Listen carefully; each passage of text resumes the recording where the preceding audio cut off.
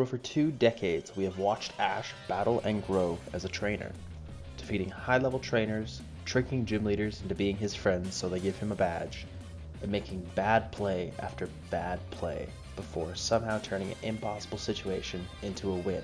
I myself have wondered, how strong are Ash's Pokemon, and did he ever have a chance to win on any of his journeys? And that's the question I'm going to find out. We will navigate every episode of the anime using every second of footage from the TV show and the movies to answer the question, how strong are Ash's Pokemon? The rules are simple. If Ash uses a Pokemon in battle, I use this handy XP calculator by Metal Kid to figure out how much experience the specific Pokemon earned, taking into account all factors. If it was a trainer battle, if it was a Pokemon that was traded to him, if it was a wild Pokemon, and if other trainers were in the battle. We'll be using the Gen 5 XP system simply because I got 20 episodes into the anime, realized I was using the wrong system, and I'm not going to go back and change the whole thing. So we're just sort of going to roll with it. I'll also be counting the EVs gained and showing the stats of the Pokemon as they evolve. So let's continue our journey. Let's do a quick recap of Ash's team before we jump into the episodes. Pikachu is currently on level 27, ridiculous amount of speed EVs, mainly for episode 1. Pidgeotto, the poor boy who never gets used, still sitting at level 23. Bulbasaur, level 30, decent amount of special attack EVs so far. Amazing he's not a Venusaur yet, but Ash just never evolved a Gen 1 Pokemon. Charizard, the exception to the rule I just said, a ton of special attack EVs from the Executor episode. Squirtle, level 24, a lot of special attack EVs, also from the Executor episode. Tauros, Krabby, and Muck round out the remaining 3 Pokemon at levels 28, 27, and 38. All have not been used up until this point. Episode 46 was a pretty boring filler episode about James trying to avoid getting married, and he has a Growlithe that he never uses, which would have been better than basically anything he has ever had. Bulbasaur fought a Farfetch'd who was 6 levels ahead of him and lost pretty badly. It was a pretty bad Pokemon choice for Ash, as literally any of his other team members would have given him a better shot. Besides Squirtle, because he never gets to fight and is basically useless at this point. Misty came in and finished him off, but since he was knocked out, I couldn't give him any XP sadly. Other than that, it was another filler episode that did absolutely nothing. Episode 48 is an intro to a fan favorite, Togepi. And holy Zeus riding a stork delivering baby Jesus himself, Pidgeotto gets to fight. It has been so many episodes. And he has to share his XP 4 ways because Brock, Misty, and Pikachu also fight, so he gains hardly any experience. Wonderful. Cool. I just want this poor boy to level up. I love him so much. So we move on to the tournament for Togepi. Ash and Misty fight with Bulbasaur versus Psyduck, and he tickles him. Not exactly a conventional strategy, but it gets the job done, I guess. And I have a slight problem here. Up until this point, I've been using the movesets from Fire Red and Leaf Green to decide Pokemon level, and it's been pretty close, with a couple level discrepancy here and there.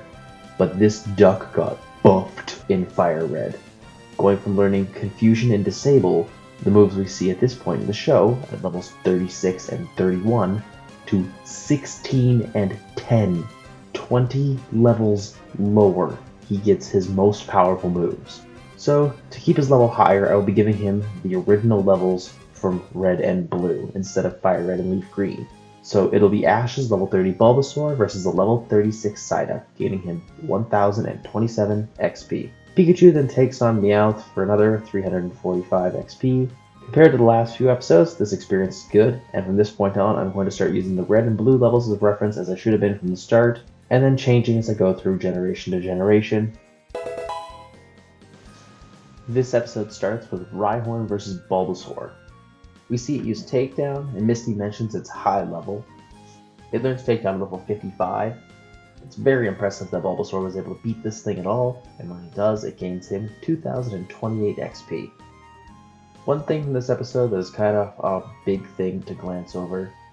Bulbasaur uses Solar Beam, and according to our count, he's only level 31 at this point, and he learns Solar Beam at level 48. However, I cannot change his level and just say it happens off screen as it states in our rules, we only count experience that is gained on screen. So for some reason, Ash's Bulbasaur just knows it early. God, old Pokemon is fun. Nice when you get old-fashioned gun scene in a kid's show.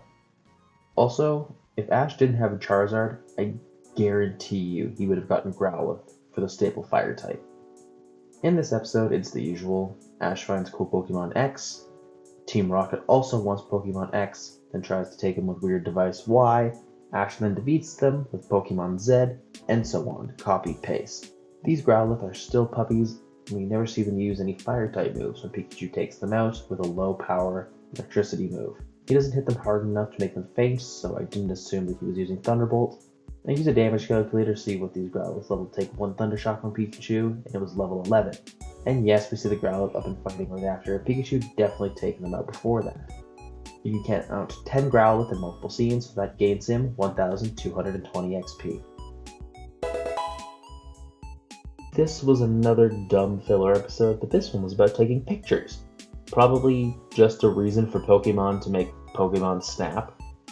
It also has people throwing bombs at actual children, so that's cool as well. No help to Ash's experience, however, but it's still kind of funny. I also hate this photographer kid, by the way. I don't know what it is about him, just everything about his personality in this TV show infuriates me. That wasn't in the script, I'm just going on a little rant here. He sucks. This is an interesting episode. Misty straight up calls Ash out for not earning any badges and just having them handed to him. Then he goes to the academy and learns a valuable lesson as a trainer, except he doesn't use any of his own Pokemon in this episode. He basically just uses Team Rocket's team as like a, oh, I have your Pokemon and you have my Pokemon. We know how to fight each other kind of gag. It was funny, but he didn't actually gain any experience for his own Mons, so it doesn't really matter. Moving on. This episode shows us that no matter if you wear a black uniform or a white uniform, you can still be an incompetent Team Rocket member. They use Eradicate, doesn't know any moves, so I'm just going to assume it just evolved, and our Pokemon gains 529 experience. These two were a cool premise to be like the anti-Jesse and James, but it didn't really come across as well. It just seemed like they wanted more Team Rocket members. This episode was interesting. It had limited viewing upon release because it was found too Japanese by the censors at the time, because it was on Princess Day. It's a cool concept, and there's a very nice tournament that gains Ash's Pokemon a lot of experience, and I'll explain why. Bulbasaur and Pikachu fight for Misty. Therefore, they count as traded Pokemon within a region at that time. When a Pokemon is traded from one person to another, they gain more experience. It's why Ash's Charmander gained experience so fast. So let's see how well they can take advantage of this during the time. Bulbasaur takes out Kingler, Pinsir, Cubone, Eradicate, Graveler. We see Pikachu take out Fearow, and she fights a total of 4 trainers on the way to the final. We can see Bulbasaur sweep the first, and one more. Pikachu take out another, and Brock's Vulpix take out 1. So to get to the final, she took out 16 Pokemon, and we saw 7. That is 9 Mons left. So 2.25 for each of the 4 Pokemon she brought into the tournament.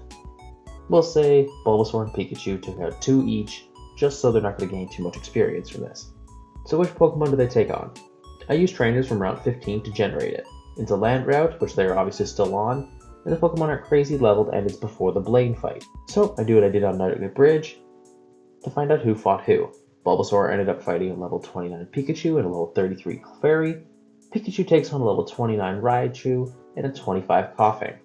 In the final, Misty takes on Jessie with her new Lickitung. Pikachu takes out Weezing, Arbok, and Meowth. Bulbasaur and Pikachu gained a ton of experience. If I remember, I'll throw it up on screen. If not, it'll be in the outro. Children's Day. A reminder that somehow Brock and Misty, as minors, became gym leaders and hold the fate of the Pokemon League in their still developing hands. This is a low event episode mostly.